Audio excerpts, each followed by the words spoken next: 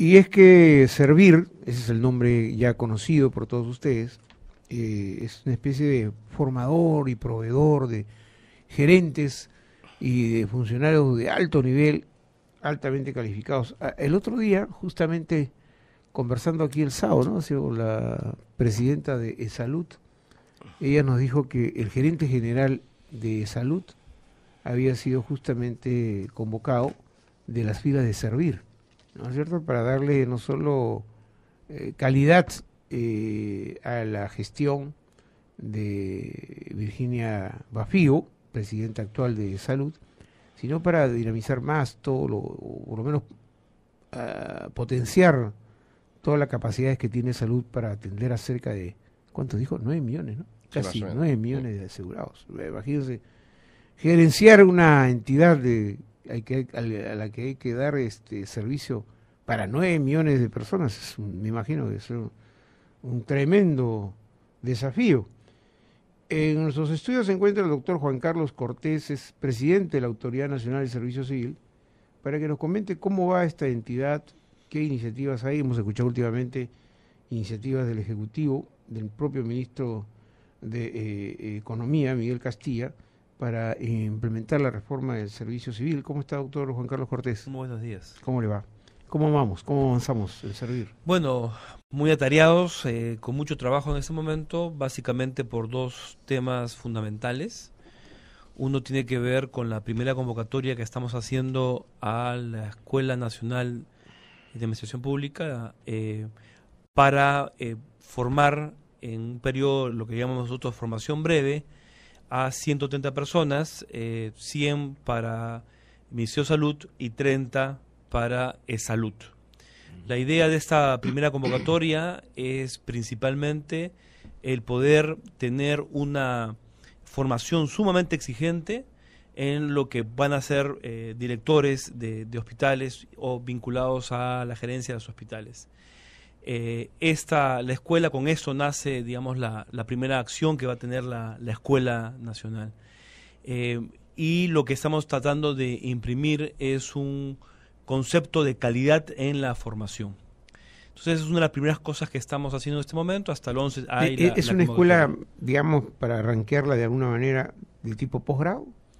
Es una escuela que ciertamente las personas que van a postular son personas que han ya realizado sus labores y tienen tienen ya estudios y han tenido una trayectoria en el Estado, ¿no? Ajá. O sea, funcionarios públicos. Son funcionarios públicos, correcto, ciertamente, servidores públicos. Entonces, el tema ahí principal es que con esto lo que vamos a hacer es trabajar con las universidades. O sea, es decir, hay cosas que vamos a nosotros hacer directamente, pero en primera experiencia lo que vamos a hacer paralelamente es una selección sobre la base de unas bases que hemos hecho nosotros de la mejor universidad para efectos de formar a estas personas. El otro día estuve cotejando algún tipo de información, doctor Cortés, en el sentido de cuántos funcionarios calificados y de nivel se requieren para poder administrar un país como el Perú. Y más o menos, el cálculo nos llevaba, tomando incluso referentes a algunas publicaciones que hay, se requieren, digamos, funcionarios calificados, algo así de alrededor de unos 6.500. ¿Es correcta la cifra? Yo diría que es un poco más. ¿Es más? Es más, son cerca de 20.000 los directivos. O sea, tenemos que hacer la diferencia entre los funcionarios que son políticos, estos son ya sea porque han sido elegidos o porque han sido designados, como podría ser mi caso, y después los directivos, que son quienes manejan los sistemas administrativos, digamos, de cada institución. Los que están haciendo carrera pública. No necesariamente, porque por ejemplo los directivos pueden ser un gerente general, puede ser un director de educación, puede ser un director de salud, un director de hospital, y ellos no necesariamente hacen carrera, podrían estar haciendo carrera, pero no necesariamente, pero son más o menos cerca de 20.000 personas. Pero hay siempre un debate, ¿no?, en este sentido, de cuántos cuadros necesita un gobierno, ¿no?, un nuevo gobierno, ¿no?, para poder asumir la responsabilidad, porque muchas veces dicen, no, llega el gobierno de turno y tiene que quedarse con digamos, no tiene la gente. Que no tiene la gente, porque tiene que quedarse con los anteriores, que tienen otra visión de otro gobierno, y entonces las cosas se complican a veces. ¿Ese es así o no? Yo creo que no, ¿no? Yo creo que, digamos, hay que hacer una diferenciación clara en los que imprimen cuál va a ser la visión y la política de un nuevo gobierno y cuáles son aquellos funcionarios y servidores que van a mantener, digamos, la continuidad de las cosas. Por ejemplo, si yo entro a un determinado municipio, no necesariamente tendría que cambiar al gerente de administración, que es el que se encarga de todo el tema de recursos humanos, el que se encarga del sistema administrativo de compras, etcétera, etcétera. Digamos, ellos son personas que pueden quedarse y que perfectamente podrían manejar las cosas bien. Yo puedo imprimir, digamos, en vez de hacer tal carretera, voy a hacer la otra carretera, o voy a invertir en hospitales o en educación, o lo que fuere. El tema es que tengamos personas capaces que puedan funcionar independientemente del color del gobierno que tengamos, ya sea nacional, local o regional. Entonces, a veces la equivocación de algunas entidades y algunas personas que son elegidas es entran y sacan a todos. Entonces, cuando sacan a todos, entran en la inoperencia inmediata y colocar a personas que no están capacitadas para, por ejemplo, ciertos cargos. Entonces, hemos visto, por ejemplo, en algunos gobiernos principalmente locales, que sacan al gerente o a todos los gerentes y luego se dan cuenta que sus amigos o las personas que le acompañaron en la campaña no tienen las capacidades y las competencias para poder hacer una buena gestión y tienen que volver a retomar las cosas después de 6 meses. Con lo cual, políticamente, es un error bastante frecuente y obviamente complicado. Justamente ahí en ese punto quería llegar yo al momento de mi pregunta, ¿no? ¿Qué tanto daño ha hecho a la administración pública en los últimos tiempos este tipo de improvisación, ¿no? Que llega una agrupación política del gobierno y empieza a colocar gente, ¿no?, de los que estuvieron en la campaña y no son las personas técnicas o los profesionales capacitados para ejercer o desempeñarse en un cargo, ¿no? Digamos, son retrocesos, ¿no? Porque, digamos, tenemos 6 meses, o sea, políticamente es un error, porque son 6 meses que pierdo, son mis 6 meses de tregua que tengo. Claro. Entonces, obviamente, si yo tengo una visión de querer hacer las cosas inmediatamente, tengo que basarme en las personas que saben cómo hacer. O traigo a alguien, efectivamente, que ya haya tenido una experiencia importante y que conozca la zona y que conozca, digamos, cómo hacer las cosas rápidamente, o me baso en las personas que están. Y quizás esto sea, digamos, bastante importante. No quiere decir que no se cambien algunas personas, pero no toda la estructura, porque si no, se cae el asunto, ¿no?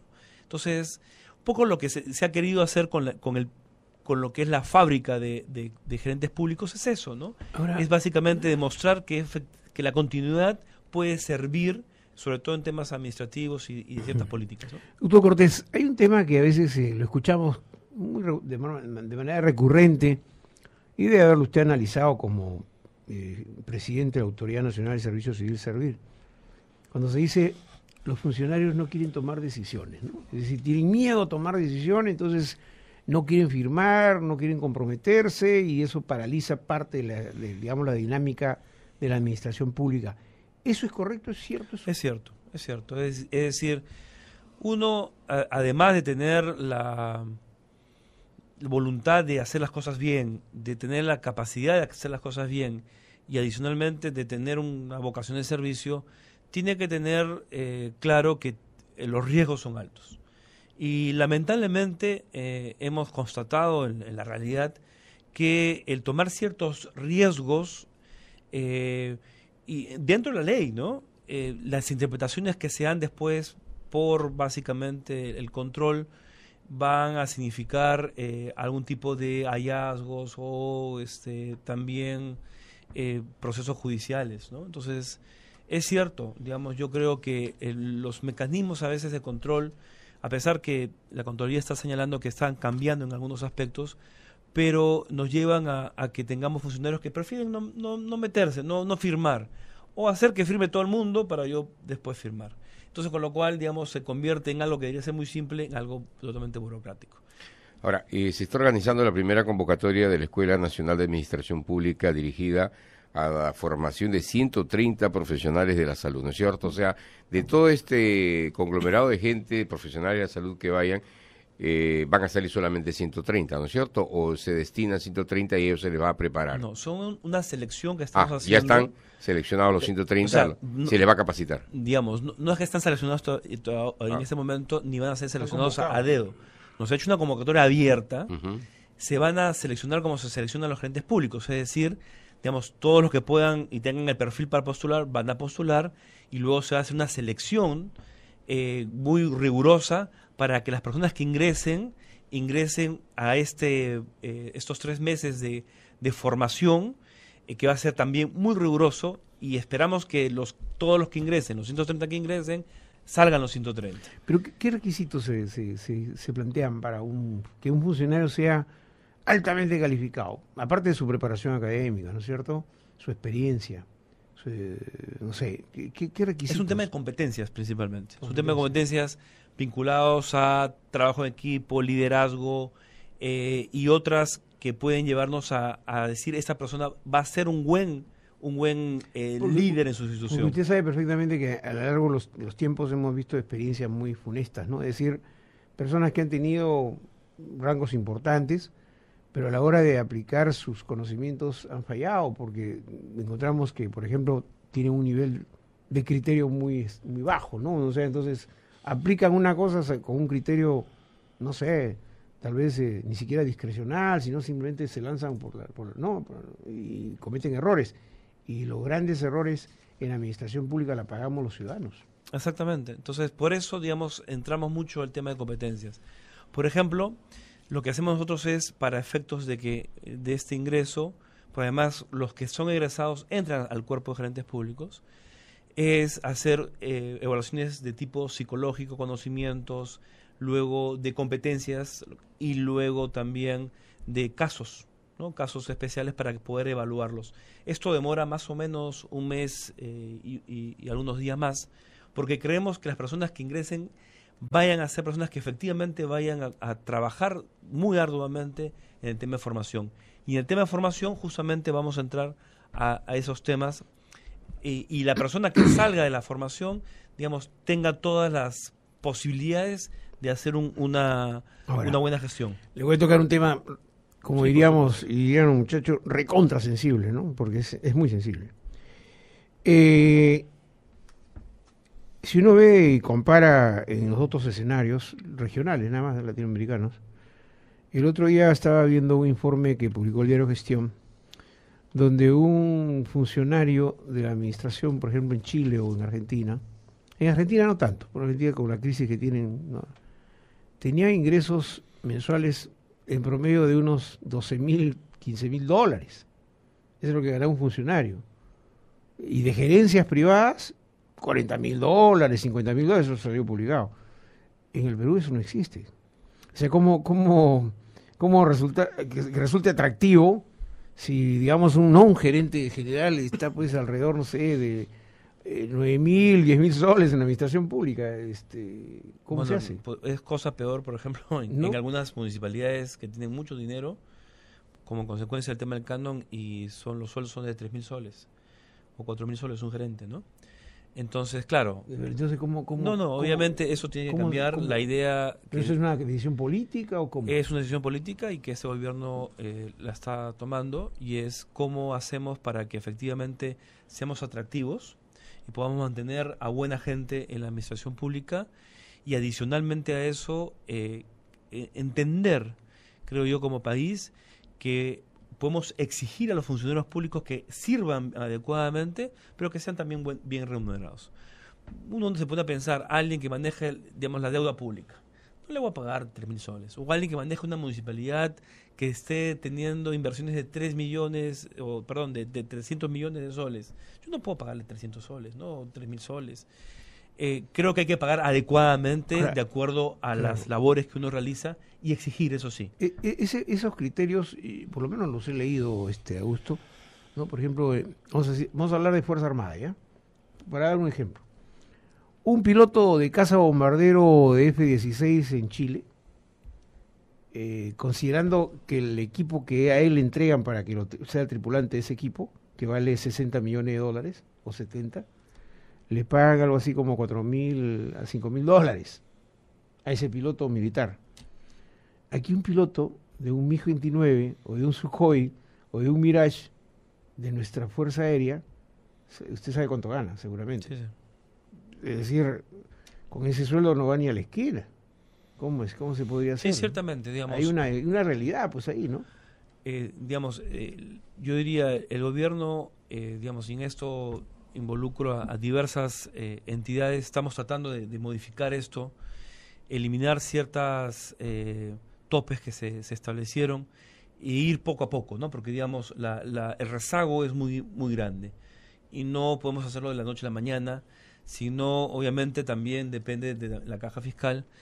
Y lo que creemos es que los servidores públicos tienen que ser adecuadamente... Pero usted tiene que saber el costo-beneficio, o sea, cómo puedo yo dar un mayor rendimiento, ¿no? A un cargo de responsabilidad altamente responsable, si a la persona le pago pues un salario que... Totalmente de acuerdo, totalmente de acuerdo. Y en eso estamos, ¿no? Justamente estamos viendo los mecanismos para, en el tema de la nueva ley de servicio civil, podamos entrar en una lógica distinta en la cual se pague lo que corresponde. Y además, otra cosa adicional que en la cual estamos involucrados, y es cómo dejamos de lado esta mala costumbre que tenemos en el país de crear y crear conceptos remunerativos, no pensionables, no remunerativos, después volvemos a lo mismo y hacemos un desorden total. La idea que creemos es que tiene que ser algo ordenado, con pocos conceptos remunerativos y que sean efectivamente remuneraciones. Ahora, con el trabajo que se va a hacer en el sector salud para preparar y dar formación a 130 profesionales, digamos, esto en el sector salud, ¿hay otras áreas en las que también van a hacer este tipo de trabajo? Eso es el comienzo. Digamos, lo que estamos pensando para el próximo año es tener diferentes modalidades, y tenemos dos modalidades en la que es esta formación breve, ¿no? Una es institucional, que es a pedido de las instituciones, en este caso del Ministerio de Salud, que además ha firmado un convenio con los gobiernos regionales justamente para este pedido, y es salud. Y después vamos a ser abiertos, ¿no? En lo cual cualquier institución de la administración pública pueda ingresar en este sistema de formación. Y luego crearemos la formación que hemos llamado, digamos, más larga, que son 2 años, ¿no? Pero para esto se va a necesitar más dinero, obviamente. Sí, sin lugar a dudas. Se está adicionando la ley de presupuesto una ya cantidad. está contemplada la ley de presupuesto y con el apoyo del Ministerio de Economía. ¿Son unos 500 millones que se ha hablado? No, los 500 millones son para el nuevo servicio civil y no son para servir, sino los va a manejar el propio Ministerio de Economía, y es para afrontar los costos que se van a significar el cambio en el nuevo servicio civil. Lo que se busca básicamente es que el Estado sea eficiente. Sin lugar a dudas. Con funcionarios, ¿no?, idóneos, capaces de poder tomar decisiones y no tener que esperar. Y probos, ¿no? Y probos, obvio, claro, no solo la probidad, la honestidad, la transparencia, que son características propias de una administración pública moderna, ¿no? ¿Y a usted te han tomado como un referente a algún país?